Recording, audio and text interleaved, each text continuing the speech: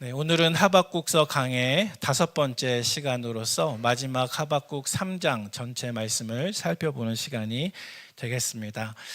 그동안 4차례에 걸쳐서 우리 목사님들을 통해서 말씀을 들으신 내용을 다시 한번 생각해 보시면서 그 앞에 어떤 내용이 있었는지 우리 차분히 정리해보고 그리고 3장으로 들어가도록 하겠습니다. 가장 먼저 1장 말씀에 보니까 하박국 선지자가 하나님께 한 가지 질문을 던지고 있습니다. 그리고 그 질문에 대한 하나님의 대답이 하박국서 1장 말씀에 기록되어 있습니다. 하박국 선지자는 하나님께 어떤 질문을 던졌을까요? 하나님의 공의에 대해서 의심하는 마음이 들었고 또 불의에 대해서 침묵하신 하나님께 불평하는 마음이 들어서 그가 하나님께 질문하기를, 하나님, 왜 이 세상에 이렇게 죄악이 만연하고 또 잔인한 것을 보시면서도 공의로우신 하나님께서 그저 침묵하고 가만히 계십니까? 라는 질문을 던졌습니다. 왜 자기 자신의 백성의 고통에 대해서 외면하시고 내가 드리는 기도에 대해서 응답하지 않는 것입니까? 라는 질문을 하박국 선지자가 1장 말씀에서 하나님께 드리게 되었습니다. 그리고 이 질문에 대한 하나님의 대답이 1장 5절에서 11절 사이에 등장을 하고 있는데요.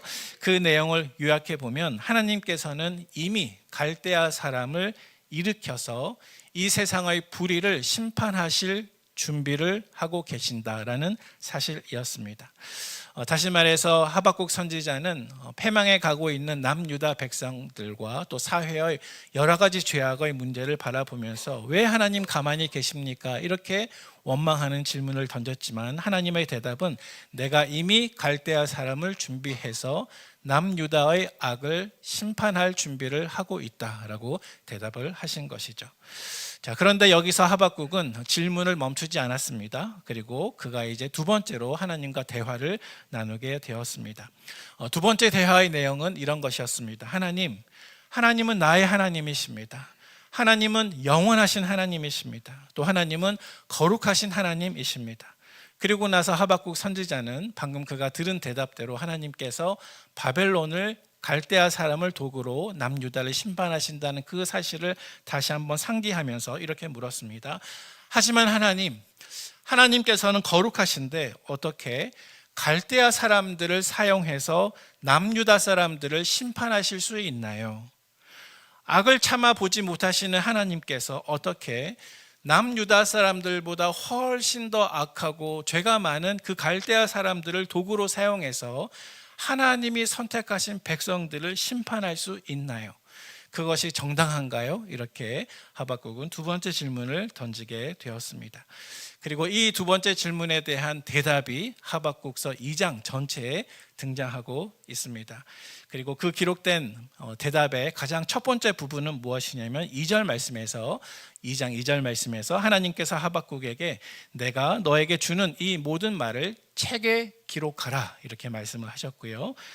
그리고 나서 어떤 말씀을 하시냐면 지금부터 내가 말씀할 하나님께서 말씀하실 모든 묵시 또 하나님의 모든 약속은 비록 더디더라도 반드시 이루어진다 이렇게 말씀하셨고, 그리고 이어서 어떤 말씀을 하시냐면 어쩌면 하박국서 전체에 있어서 가장 중요한 말씀이라고 생각되는데요.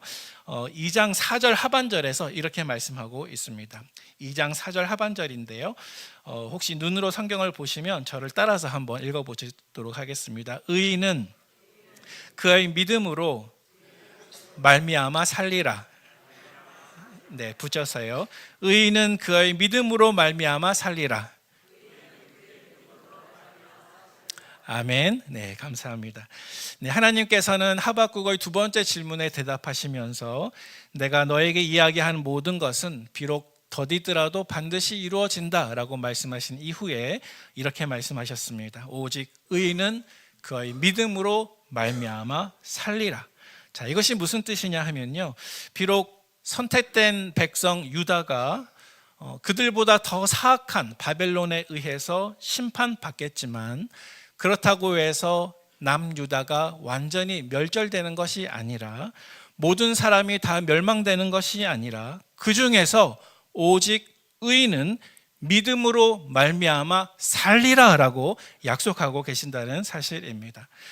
다시 말해서 하나님께서는 남유다가 비록 바벨론에 의해서 심판당한다 할지라도 심판을 견디고 남은 자가 반드시 있을 것이다. 오직 의인은 그의 믿음으로 말미암아 살리라, 이렇게 말씀하셨습니다. 여러분, 신약 성경 여러 곳에서 하나님께서 하박국 선지자에게 말씀하신 이 부분을 많이 반복해서 인용하고 있습니다. 제가 세 가지 말씀만 예를 들어서 읽어볼 텐데 귀로 마음으로 잘 들어보시기 바랍니다. 로마서 1장 17절 말씀입니다. 복음에는 하나님의 의가 나타나서 믿음으로 믿음에 이르게 하나니 기록된 바 오직 의인은 믿음으로 말미암아 살리라 함과 같으니라. 아멘. 갈라디아서 3장 11절 말씀입니다. 또 하나님 앞에서 아무도 율법으로 말미암아 의롭게 되지 못할 것이 분명하니 이는 의인은 믿음으로 살리라 하였음이라. 아멘. 마지막으로 히브리서 10장 37, 38절 말씀입니다. 잠깐 후면 오실 이가 오시리니 지체하지 아니하시리라. 나의 의인은 믿음으로 말미암아 살리라. 또한 뒤로 물러가면 내 마음이 그를 기뻐하지 아니하리라 하셨느니라. 아멘. 다시 말해서 신약 성경의 여러 저자들이 하나님께서 하박국에게 말씀하신 이 말씀, 의인은 그의 믿음으로 말미암아 살리라, 이 말씀을 복음으로 받아들이고 있다는 사실입니다. 하나님께서는 하박국에게 이 말씀을 하신 이후에 하박국서 2장 말씀에 보면 유다 백성들보다 더 죄 많고 사악한 그 바벨론을 하나님께서 반드시 심판하실 것이다 라고 말씀하십니다. 그래서 바벨론의 5가지 죄악에 대해서 지목하시는데요, 그 내용은 탐욕과 강포의 죄, 부당한 이익과 교만의 죄, 피흘림과 불의의 죄, 이웃을 죄에 빠지게 하고 일부러 타락시키게 만드는 죄, 그리고 우상 숭배의 죄를 하나님은 지목하셔서 이 바벨론은 반드시 멸망될 것이다 라고 말씀하십니다. 그런 다음에 2장 제일 마지막에 있는 20절 말씀을 보시기 바랍니다. 20절 말씀에 보니까 하나님께서는 하박국 선지자에게 어떻게 말씀하십니까?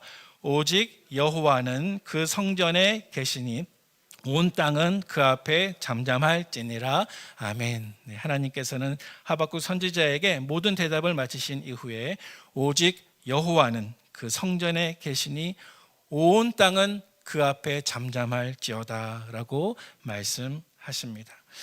이 말씀은 결국 하나님은 우리의 기도에 응답하시는 하나님이시며, 하나님은 거룩하신 분이시며, 주권을 가지고 다스리시는 분이시며, 악을 심판하시는 분이시며, 자기 백성을 구원하는 분이시며, 이 세상 성전이 아니라 하늘 보좌에 앉아서 이 땅을 공의롭게 또 사랑으로 통치하시는 하나님이시라는 사실을 우리에게 보여주고 있습니다.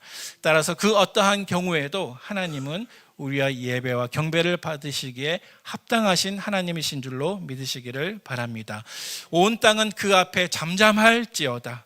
이 장엄하고 어미한 하나님의 대답 앞에서 하박국 선지자는 결국 자기가 지금까지 했던 불평과 원망을 멈추게 됩니다. 하나님의 공의에 대한 의심을 멈추게 됩니다. 그리고 나서 하박국 3장 말씀을 기록하기 시작합니다. 바로 오늘 본문의 말씀입니다. 이제 오늘 본문 말씀 속으로 들어가 보도록 하겠습니다.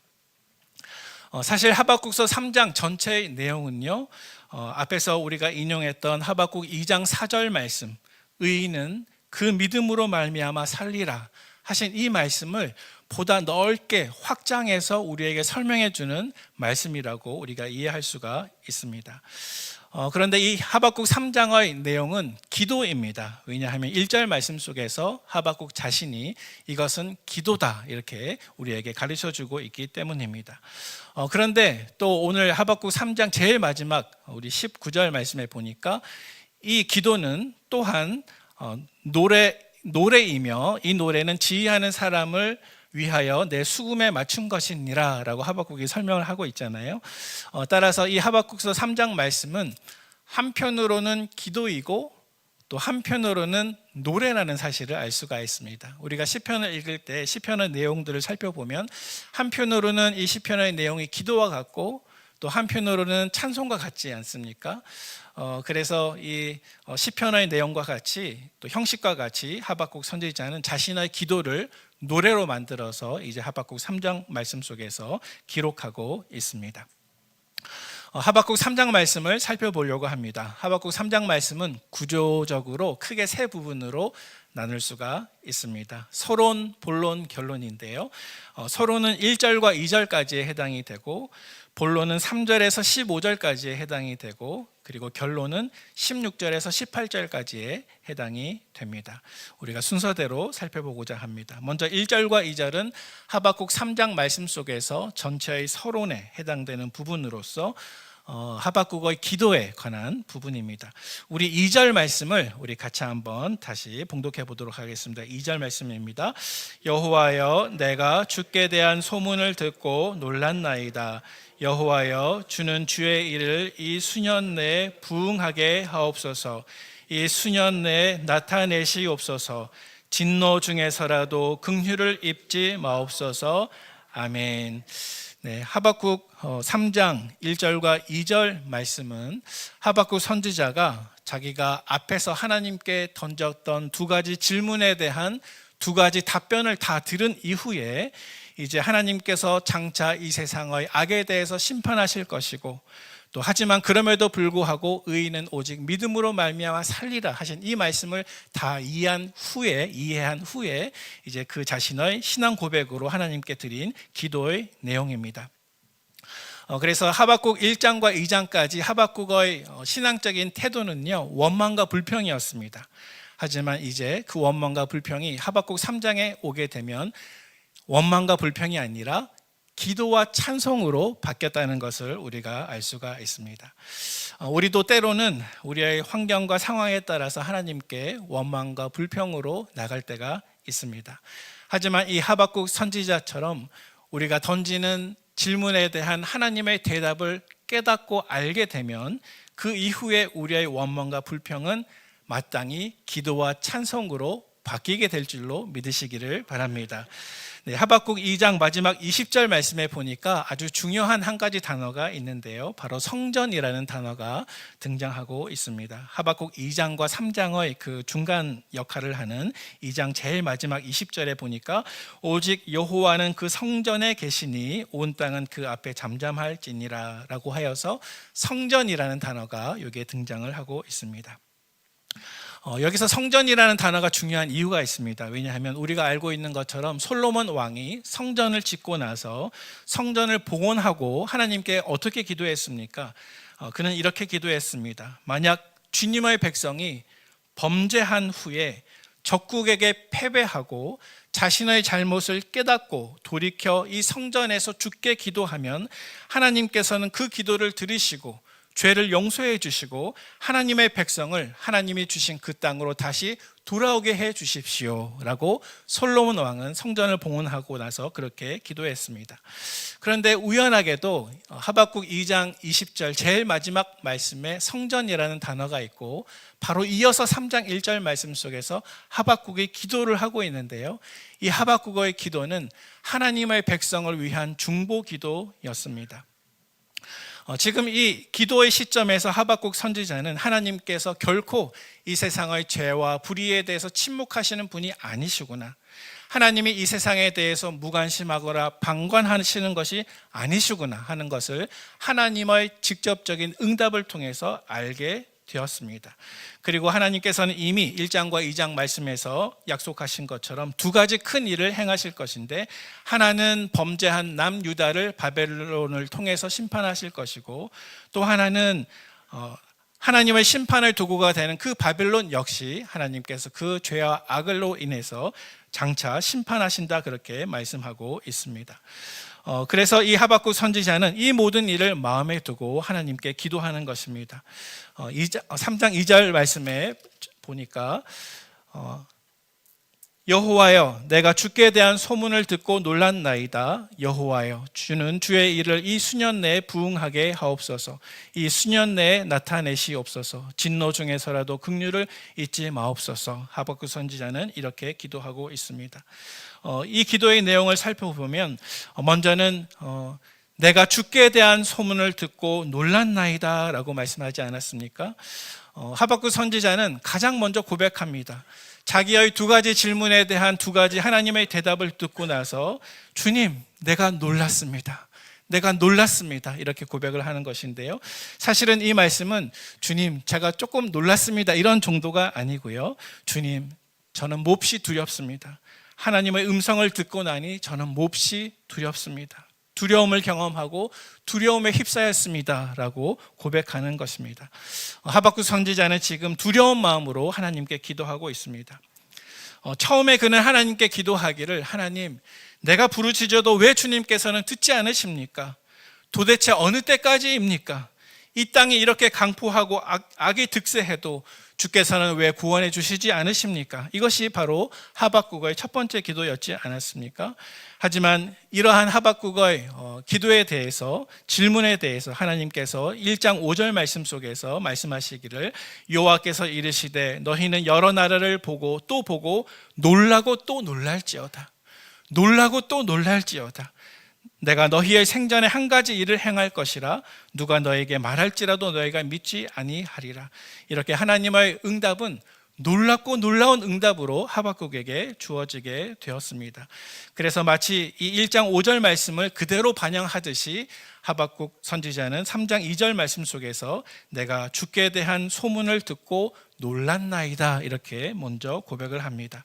그리고 나서 그는 이어서 기도합니다. 여호와여, 주는 주의 일을 이 수년 내에 부응하게 하옵소서. 이 수년 내에 나타내시옵소서. 진노 중에서라도 긍휼을 잊지 마옵소서.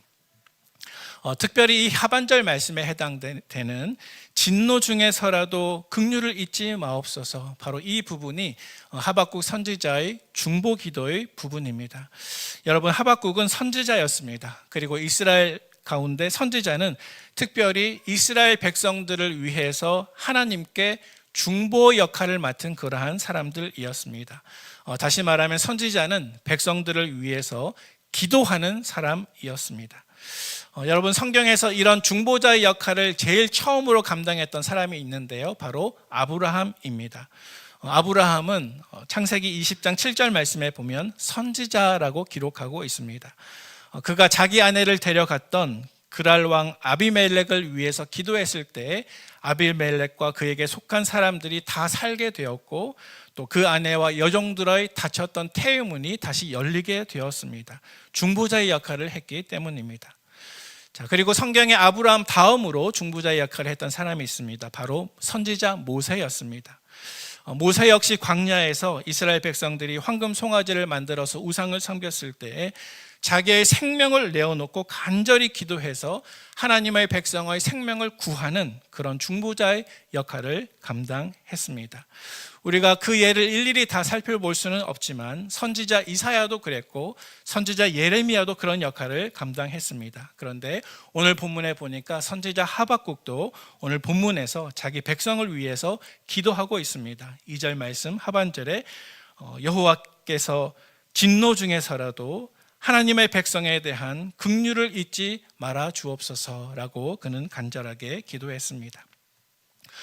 사랑하는 성도 여러분, 오늘날에도 우리 성도와 교회는 하나님의 심판으로 멸망받을 이 세상을 위해서, 내 가족을 위해서, 친지를 위해서, 자녀들을 위해서, 친구를 위해서 하나님의 긍휼하심을 간구해야 하는, 또 하나님의 구원을 위해서 간구해야 하는 기도의 사명자로 부름 받으신 사실을 기억하시기를 바랍니다. 그리고 형제와 자매를 위해서 이 하박국 선지자처럼 기도하시기를 바랍니다. 오늘 1절과 2절 말씀 속에서 이제 하나님의 뜻을 깨닫고 이제는 하나님께 대한 불평과 원망이 아니라 다가오는 심판받을 백성들을 위해서 중보 기도했던 이 하박국 선지자는 사실은 훗날 멸망받을 자기 백성을 위해서 완전한 중보자가 되실 예수님의 모습을 어쩌면 그림자처럼 우리에게 보여주고 있는 것이라고 우리가 이해할 수 있다고 생각합니다. 자, 이어지는 3장 말씀의 두 번째 단락인 우리 3절부터 15절까지 말씀을 같이 한번 살펴보도록 하겠습니다. 우리가 성경을 봉독해 보지는 못했지만요, 우리 3장 3절에서 15절까지의 본문을 한번 눈으로 훑어보시면요, 이 부분에 나와 있는 하나님의 말씀은 선지자 하박국이 과거의 일을 회상하면서 앞으로 있을 하나님의 구원을 소망하는 신앙 고백을 담고 있습니다. 다시 한번 반복해서 말씀을 드릴게요. 이 3절부터 15절까지의 말씀은 하박국 선지자가 과거의 일을 회상하면서 앞으로 있을 하나님의 구원을 소망하는 신앙 고백을 담고 있는 부분입니다. 그래서 이 3절부터 15절까지의 말씀에는 하박국이 과거에 하나님께서 하나님의 백성을 건져주시고 구원해 주신 그 기억을 찾아가고, 그래서 그 구원자 되신 하나님을 붙들게 되고, 그리고 앞으로 다가올 미래에 대해서 확신하고 소망하는 장면이 드러나 있습니다. 우리가 자세히 한번 살펴보도록 하겠습니다. 우리 3절 말씀입니다. 우리 3절 말씀을 같이 한번 읽어보겠습니다. 하나님이 대만에서부터 오시며 거룩한 자가 바란산에서부터 오시는도다. 그의 영광이 하늘을 덮었고 그의 찬송이 세계에 가득하도다. 아멘. 지금 이 3절부터 우리가 살펴볼 15절까지의 내용을 한마디로 요약하면요, 사실은 이 하박국 선지자는 이스라엘 역사의 과거에 하나님께서 애굽의 압제에서 이스라엘 백성을 출애굽해서 건져주시는 그 모든 장면들을 회상하고 있습니다. 그리고 그 장면들을 회상하는 것을 통해서 하나님께서 앞으로 바벨론에게 압제당할 남유다 백성들을 또다시 구원해 주실 것이라는 사실을 믿음으로 소망하고 있습니다. 그래서 이 3절 말씀에 보니까 지명이 등장하고 있습니다. 두 가지 지명인데요, 하나는 대만이라고 하는 지명이 있고 또 하나는 바란산이라고 하는 지명이 등장하고 있습니다. 그래서 이 3절 말씀을 살펴보면 하나님께서 대만에서부터 오시고 또 하나님께서 바란산에서부터 다가오신다라고 말씀하고 있습니다. 하나님께서 이 장소로부터 오고 계십니다. 그리고 이렇게 하나님께서 오고 계실 때 하반절 말씀을 보니까 영광이 하늘을 덮고 또 찬송이 온 세계에 가득하다라고 말씀하고 있습니다. 여러분, 이 말씀 속에 대만과 바란산이라고 하는 지명이 어디인지 궁금하시죠? 이 두 가지 지명은요, 하나님께서 광야에서 이스라엘 백성들을 인도하셨을 때 시내 산에서 강림하셨잖아요. 시내 산에서 백성을 만나기 위해서 내려오셨지 않았습니까? 그런데 이 시내 산 주변에 있는 장소입니다. 이 대만과 바란산은 시내 산 주변에 있는 장소를 뜻하는 것입니다. 그래서 모세는 시내 산에서 자기 백성을 만나기 위해서 내려오신 하나님의 영광의 강림에 대해서 이렇게 노래하고 있습니다. 신명기 33장 2절 말씀인데요, 그가 일렀으되 여호와께서 시내 산에서 오시고 세일산에서 일어나시고 바란산에서 비추시고 1만 성도 가운데 강림하셨고 그의 오른손에는 그들을 위해 번쩍이는 불이 있도다. 아멘. 모세는 하나님께서 백성들을 구원하시고 만나시기 위해서 시내 산에서 강림하시는 그 모습을 이렇게 영광스러운 모습으로 묘사를 하고 있습니다. 다시 말해서 하나님께서는 이스라엘의 과거의 역사 가운데 실제로 이 대만과 바란산에서 이스라엘 백성을 구원하시기 위해서 내려오셨다는 사실입니다. 마찬가지로 하나님께서는 장차 올 바벨론의 심판으로부터 남유다 백성들을 긍휼히 여겨주시고 남은 자를 구원하시기 위해서 큰 영광으로 이 백성에게 실제로 찾아오실 것입니다. 이것은 장차 어쩌면 장차 우리를 구원하시기 위해서 큰 영광 중에 다시 오실 예수님의 강림의 모습을 우리에게 그림자처럼 보여주는 것이기도 합니다. 자, 이어지는 4절부터 7절까지의 말씀을 보도록 하겠습니다. 이어지는 4절부터 7절까지의 말씀은 이렇게 백성을 구원하시고 만나시기 위해서 내려오시는 하나님의 영광에 대한 상세한 묘사가 들어 있습니다. 우리 그중에 우리 4절 말씀을 같이 한번 읽어보겠습니다. 4절 말씀입니다. 그의 광명이 햇빛 같고 광선이 그의 손에서 나오니 그의 권능이 그 속에 감추어졌도다. 아멘. 네, 이 말씀은 어떤 말씀일까요? 이 말씀은 하나님께서 자기 백성을 구원하시기 위해서 백성을 찾아오시는 그 모습을 마치 태양이 새벽부터 아침과 오후를 지나서 힘차게 떠오르는 그 모습을 가지고 유비적으로 혹은 시적인 표현으로 나타내고 있는 장면입니다. 그래서 하나님의 나타나심은 처음에 마치 새벽에는 해가 잘 보이지 않고 가려져 있는 것처럼 하나님의 나타나심은 처음 순간에는 희미한 것 같습니다. 빛이 마치 새벽에는 희미한 것처럼요. 하지만 시간이 지나면 어떻게 됩니까? 점차 해가 뜨고 희미한 빛이 그 광선이 온 세계를 비추어서 온 지구를 밝게 하는 것처럼 하나님께서 다가오시고 나타나시면 결국 하나님의 영광이 모든 것을 비추게 될 것이다 라는 말씀을 지금 하박국 선지자가 고백하고 있는 것입니다. 그리고 이어지는 5절 말씀을 보도록 하겠습니다. 우리 5절 말씀을 같이 읽도록 하겠습니다. 역병이 그 앞에서 행하며 불덩이가 그의 발 밑에서 나오는도다. 아멘. 이 모습은 하나님께서 자기 백성을 만나시고 구원하시기 위해서 영광으로 이 땅에 오셨을 때 어떤 결과가 나타나는지를 우리에게 보여주는 구절입니다. 여러분, 하나님께서 능력과 진노로 백성들에게 임하실 때, 또 악인들을 심판하실 때 어떤 결과가 나타나겠습니까? 사실 여러분, 이 5절 말씀을 읽으면 혹시 기억나는 일이 있지 않으십니까? 10가지 재앙 중에서 한번 잘 생각해 보시기 바랍니다. 오늘 본문 말씀에 보니까 역병이 그 앞에 행하며 불덩이가 그의 발 밑에서 나오는도다 이렇게 말씀하고 있는데요. 사실은 하나님께서 과거 이스라엘 역사 가운데 출애굽할 때 10가지 재앙으로 애굽을 치시면서 이미 역병과 불덩이 우박으로 애굽을 심판한 적이 있으십니다.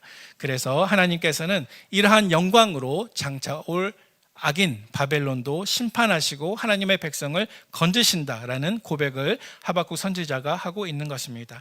자, 그 다음에 우리 6절부터 7절까지 말씀을 같이 한번 읽어보도록 하겠습니다. 6절에서 7절까지입니다.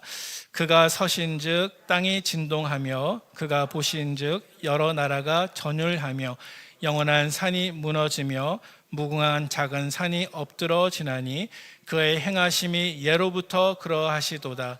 내가 본즉 구사나의 장막이 환난을 당하고 미디안 땅의 휘장이 흔들리는도다. 아멘. 자, 여러분, 이 말씀은 어떤 말씀일까요? 언뜻 읽을 때 잘 이해가 되진 않지만 이 6절과 7절 말씀은 하나님께서 자기 백성을 구원하시기 위해서 이 땅에 임하실 때 땅의 반응에 대해서 기록하는 것입니다. 하나님의 영광이 임할 때 땅의 반응입니다. 여러분, 6절 말씀에 어떻게 되어 있습니까? 그가 서신즉, 그 다음에 땅이 진동하며. 네, 여러분, 하나님께서 임하시면 땅이 진동합니다.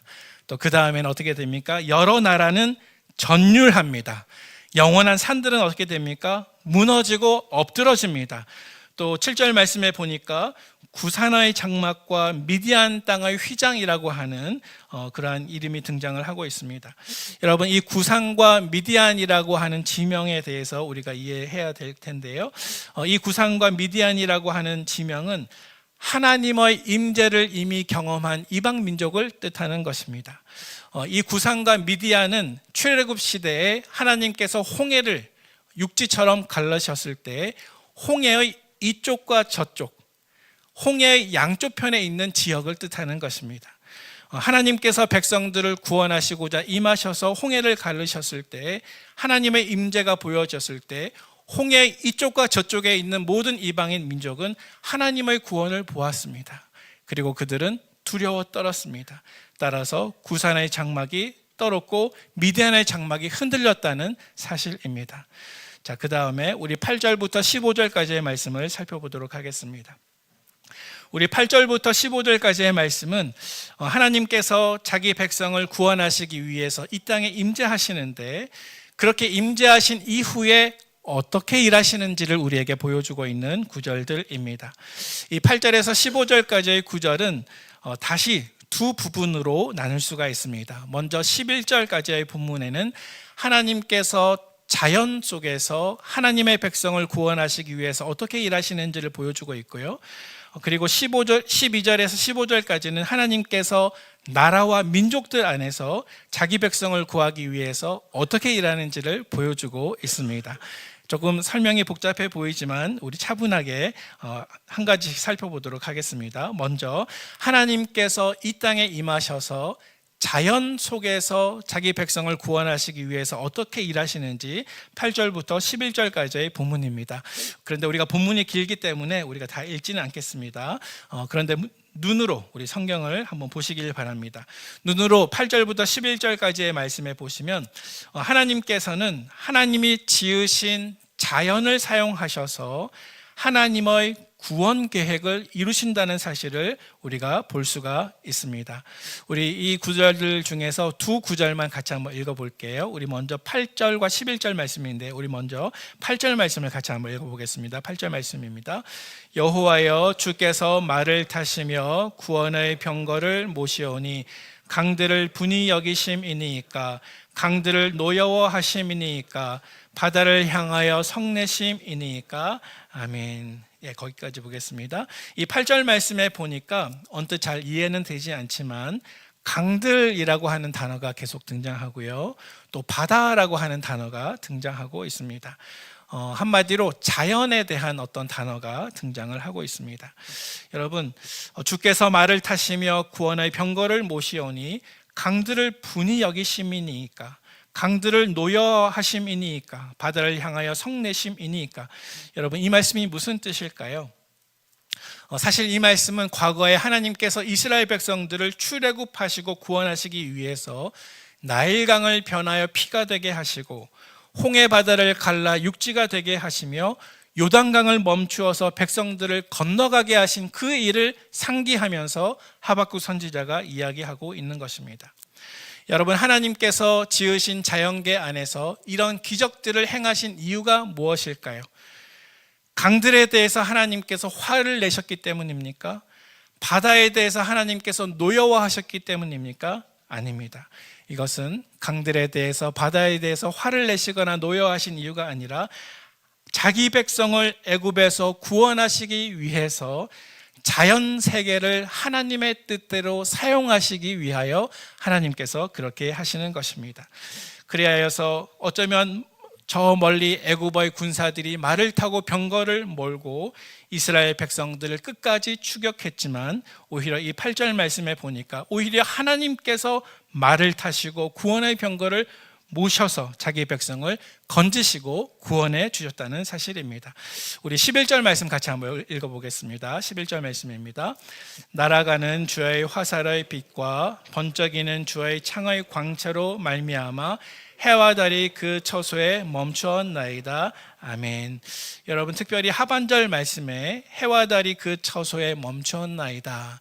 하나님께서 어떻게 자연을 사용하여서 하나님의 백성을 구원하시는지에 대해서 우리가 이 말씀을 읽었을 때 아마도 생각나는 장면이 있으실 것입니다. 여호수아 10장 말씀 속에서 여호수아가 출애굽하는 과정 가운데 광야에서 아모리 사람을 만나서 전투하게 되었습니다. 한 손에 화살과 한 손에 창을 들고 이 아모리 사람과 전투할 때 그는 구원하여 하나님께 기도했습니다. 태양아, 너는 기브온 위에 머무르라. 달아, 너도 아얄론 골짜기에서 그리할지어다. 이렇게 기도했습니다. 그때 어떻게 되었습니까? 해와 달이 모두 멈추고 여호수아는 그 대적들 앞에서 큰 승리를 거두게 되었습니다. 따라서 하박국 선지자는 그때 그 일을 회상합니다. 그러면서 하나님께서 자기 백성을 구원하시기 위해서 우리를 찾아오실 때에는 해와 달마저도 움직일 수 있는 하나님, 자연을 움직이셔서까지 우리를 구원하시는 하나님이신 것을 고백한다는 사실입니다. 자, 이와 대조적으로요, 우리 12절부터 15절까지의 말씀을 살펴보도록 하겠습니다. 방금 읽으신 8절에서 11절까지의 말씀에는 하나님께서 강들과 바다와 산들, 자연에 대해서 화가 나셔서 그렇게 하신 것이 아니라 자기 백성을 건지시기 위해서 자연을 사용하시는 하나님의 모습을 보이셨다고 우리가 설명을 했지 않습니까? 자, 그런데 12절부터 15절까지의 말씀에는 하나님께서 민족과 나라들을 안에서 하나님의 백성을 구원하시기 위해서 어떻게 일하시는지를 보여주는데요. 이때는 조금 성격이 다릅니다. 이때는 하나님께서 범죄한 나라와 민족에 대해서 진노하시는 하나님의 모습을 우리가 살펴볼 수가 있습니다. 우리 두 구절만 같이 읽기를 원하는데요. 우리 12절과 14절 말씀인데요. 먼저 12절 말씀입니다. 주께서 노를 바라사 땅을 두르셨으며 분을 내사 여러 나라를 밟으셨나이다. 아멘. 네, 22절 말씀 속에서 자기 백성을 구원하시기 위해서 이 땅에 오신 하나님께서는 마치 군사가 행진하듯이, 군사가 전진하듯이 움직이십니다. 주께서 노를 바라사 땅을 두르셨으며, 땅은 하나님의 진노를 감당할 수가 없습니다. 분을 내사 여러 나라를 밟으셨나이다. 마치 고대 이스라엘의 소가 무거운 타작기를 짊어지고 타작 마당을 돌면서 곡식 하나하나를 온전히 까부르듯이 하나님의 심판은 하나님의 백성을 압제하는 모든 나라들과 모든 민족들을 찾아가 심판하며 완전히 승리하신다는 사실입니다. 우리 14절 말씀을 같이 한번 읽어보겠습니다. 14절 말씀입니다. 그들이 회오리 바람처럼 이르러 나를 흩으려 하며 가만히 가난한 자 삼키기를 즐거워하나 오직 주께서 그들의 전사의 머리를 그들의 창으로 찌르셨나이다. 아멘. 네, 우리 14절 하반절 말씀을 한번 주목해 보시기를 바랍니다. 그들의 전사의 머리를 누구의 창으로요? 그들의 창으로 찌르셨나이다. 네, 이 말씀의 뜻을 생각해 보면 하나님의 백성을 괴롭히는 원수들이 마치 회오리 바람처럼 나에게 이르러서 나를 흩으려고 하고 나를 삼키려고 할 때 나는 아무런 힘도 없습니다. 나는 너무나 약해서 스스로를 보호할 수도 없습니다. 나는 그것들을 당해낼 수가 없습니다. 하지만 하나님께서 그 순간 하나님의 백성을 구원하기 위해서 임하시면 어떻게 되는지 아십니까? 오직 주께서 그들의 전사의 머리를 그들의 창으로 찌르셨나이다. 이것을 조금 다르게 표현하면 자승자박이라고 해야 할까요? 여러분, 모르드게를 죽이기 위해서 하만이 장대를 매달렸지만 결국 그 장대에 하나님은 누구를 달게 하셨습니까? 하만을 달게 하셨습니다. 여러분, 다니엘의 대적들은 다니엘을 죽이기 위해서 사자굴을 팠지만 다니엘을 보호하신 하나님은 그 사자굴에 누구를 던지십니까? 다니엘을 모함한 그 대적들을 던지십니다. 왜냐하면 하나님께서 보호하셨기 때문입니다. 지금도 마찬가지입니다. 하나님께서 우리를 보호하시면 우리의 대적이 누구이든, 그것이 영적인 대적이든 육적인 대적이든 그 모습을 우리가 살펴볼 때 마치 창을 든 전사가 우리를 공격했지만 그 창으로 자기의 머리를 찌르는 것처럼 하나님은 우리를 건져주시고 구원해 주실 것입니다. 마치 회오리 바람처럼 그것이 우리를 공격할 때 나는 이길 힘이 없습니다. 하지만 하나님이 나를 보호하시면 하나님은 그들의 창이 그들의 머리를 찌르게 하실 것입니다. 이제 마지막 세 번째 단락으로 넘어가도록 하겠습니다. 하박국서 3장 마지막 단락은 16절에서 마지막 19절까지의 본문인데요. 이것은 하박국서의 마지막 결론이자 하박국 선지자의 마지막 신앙 고백입니다. 하박국 선지자는 앞으로 남유다에 찾아올 그 심판을 예견하고 있음에도 불구하고 오직 의인은 그의 믿음으로 말미암아 살리라. 다시 말해서 자기 백성을 구원하시기 위해서 여전히 찾아오시는 하나님의 계획을 이제는 깨닫게 되었습니다. 그래서 아직 하박국을 둘러싼 모든 환경은 하나도 바뀐 것이 없지만 그는 마음이 바뀌었습니다. 신앙적인 태도가 바뀌었습니다. 그래서 이제 마지막 결론부에 이르게 되면 하박국은 위대한 믿음의 고백을 하게 됩니다. 그리고 그 위대한 믿음의 고백은 17절과 18절 말씀에 잘 기록되어 있는 것 같습니다. 우리 다시 한번 17절과 18절 말씀을 봉독해 보도록 하겠습니다. 비록 무화과 나무가 무성하지 못하며 포도나무에 열매가 없으며 감람나무에 소출이 없으며 밭에 먹을 것이 없으며 우리의 양이 없으며 외양간에 소가 없을지라도 나는 여호와로 말미암아 즐거워하며 나의 구원의 하나님으로 말미암아 기뻐하리로다. 아멘. 여러분, 이 말씀은 너무나 잘 알려진 말씀이죠. 17절 말씀에 무화과 나무가 무성하지 못하고 포도나무에 열매가 없으며 감람나무에 소출이 없으며 밭에 먹을 것이 없으며, 여러분, 이 말씀을 어떻게 이해하십니까? 너무나 익숙한 말씀이지만 사실은 이 말씀은 어쩌다 가뭄이 찾아와서 혹은 어쩌다 자연재해가 찾아와서 내가 쓸 것이 잠시 부족해진 그런 상황을 뜻하는 것이 전혀 아닙니다. 이 17절 말씀이 말씀하고 있는 정확한 상황은 모든 것이 있던 상황 안에서 바벨론이 갑자기 침공해 온 것입니다. 바벨론의 군사들이 몰아닥친 것입니다. 그래서 모든 사람을 죽이고 남은 사람은 포로로 끌고 가고 모든 밭과 작물에 불을 지르고 쓸 수 있는 모든 것은 다 파괴시켜 버린 그 결과로 이러한 결과가 나타난 것을 하박국 선지자는 말씀하고 있습니다. 그리고 이러한 배후에는 하나님께서 배후에 계시다는 사실을 하박국 선지자는 이해하고 있습니다. 너무나 상실의 정도가 크고 너무나 끔찍한 상황입니다. 어쩌다가 잠시 돈이 떨어진 그러한 궁한 형편이 아니라 완전히 도둑맞고 완전히 사기당하고 모든 것을 빼앗겼습니다. 어쩌다가 다친 정도가 아니라 갑자기 사지에 몰려서 죽임당하고 상처받고 모든 것을 잃어버리기 직전까지 이르렀는데 그 배후에 하나님이 계신 것을 인지하는 그러한 상황을 뜻하는 것입니다. 하지만 이제 하박국 선지자는 비록 하나님께서 나를 그러한 상황 가운데 두신다 할지라도 오직 나는 하나님으로 말미암아 즐거워하며 나의 구원의 하나님으로 말미암아 기뻐하리로다라고 고백하고 있습니다. 여러분, 이렇게 고백할 수 있는 이유가 무엇일까요? 그것은 하나님의 한 가지 약속 때문입니다. 오직 의인은 그의 믿음으로 말미암아 살리라. 너희 환경이야 어떻든 오직 의인은 그의 믿음으로 말미암아 살리라. 여러분, 이러한 믿음의 신앙의 위대한 고백이 저와 여러분의 신앙의 고백이 되시기를 축복합니다. 말씀을 정리하도록 하겠습니다. 여러분, 하박국 선지자는 불의한 이 세상에 대해서 의인이 고통당할 때 하나님은 어디 계셨나요? 하나님은 왜 악에 대해서 침묵하시나요? 이러한 질문으로 하나님께 처음 다가가게 되었습니다.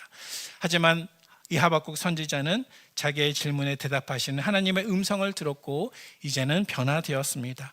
그래서 이제는 불평이 아니라 기도자가 되었습니다. 이제는 원망이 아니라 하나님을 신뢰하는 사람이 되었습니다. 이제는 절망이 아니라 미래에 대해서 소망하는 사람이 되었습니다. 환경은 여전히 똑같았습니다. 하지만 이제 그는 하나님이 누구이시며 어떻게 일하시는지를 이해하게 되었습니다. 하나님께서 장차 악인들을 심판하실 것을 알았습니다. 그리고 하나님께서 장차 의인들을 믿음으로 건지실 것을 알았습니다. 그리하여서 비록 악인에게 종말이 이르게 되었지만 그리고 그 종말은 더딜지라도 반드시 이루어질 것을 믿게 되었지만 또한 동시에 하나님께서 약속하신 그대로 오직 의인은 그의 믿음으로 말미암아 살리라, 이 말씀을 믿게 되었습니다. 사랑하는 성도 여러분, 하나님은 하나님의 백성을 구원하시기 위해서 오시는 하나님이십니다. 이 세상 끝날 어쩌면 하나님께서는 바벨론과 같은 이 세상을 멸망하시고 심판하시기 위해서 다시 예수님께서 임재하실 것입니다.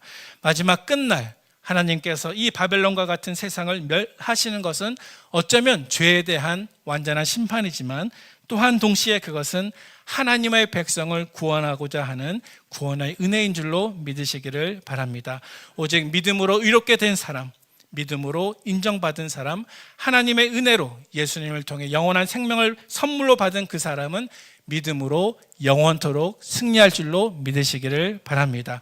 그래서 여러분의 모든 인생이 지금 이 순간과 다음 순간 오직 의인은 믿음으로 말미암아 살리라, 이 말씀을 부여잡고 신실한 믿음으로 사시는 우리 성도님들 되시기를 주님의 이름으로 축복합니다. 아멘.